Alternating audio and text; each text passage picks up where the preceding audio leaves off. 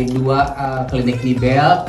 Kita setelah menunggu sekian jam karena dokter sangat sibuk banget. Ini sekarang waktunya Mayang mau masuk ruang operasi ya Kak ya.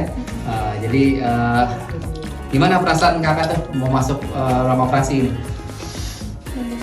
Iya, Bismillah ya. Bismillah.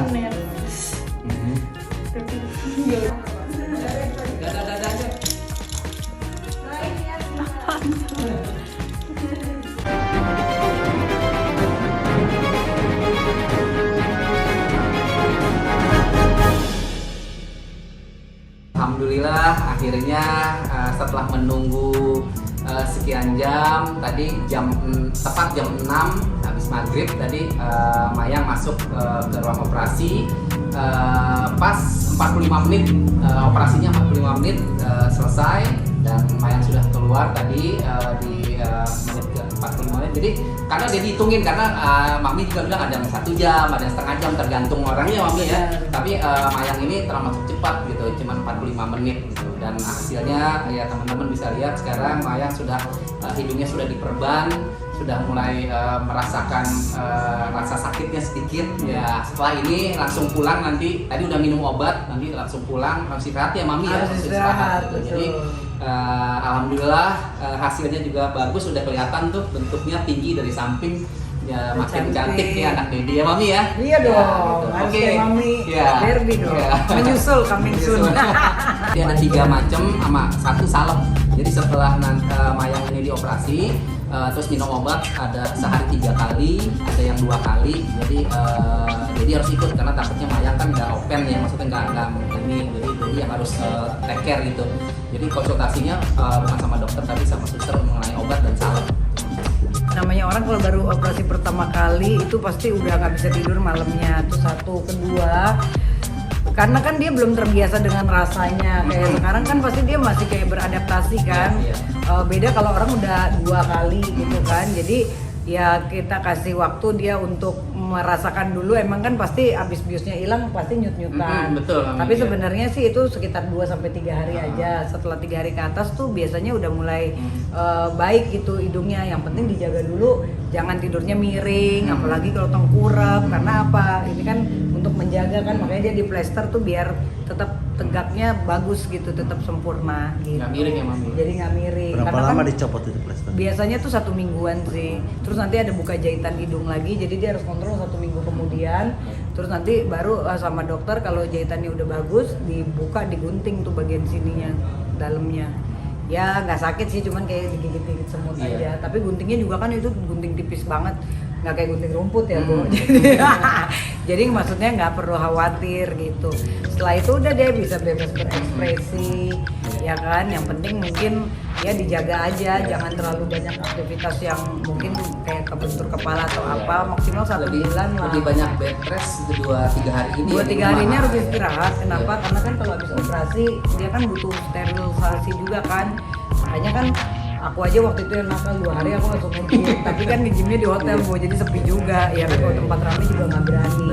Dan aku kan udah ngelewatin beberapa kali, jadi fisik aku udah termasuk kuat. Nah kalau kayak Mayang kan wajar kan, dia baru pertama kali, pasti langsung shock lah ya kan gitu. Tapi kan semua udah ada obatnya ya Dedi. Jadi Ada pasti obatnya sama Dedi.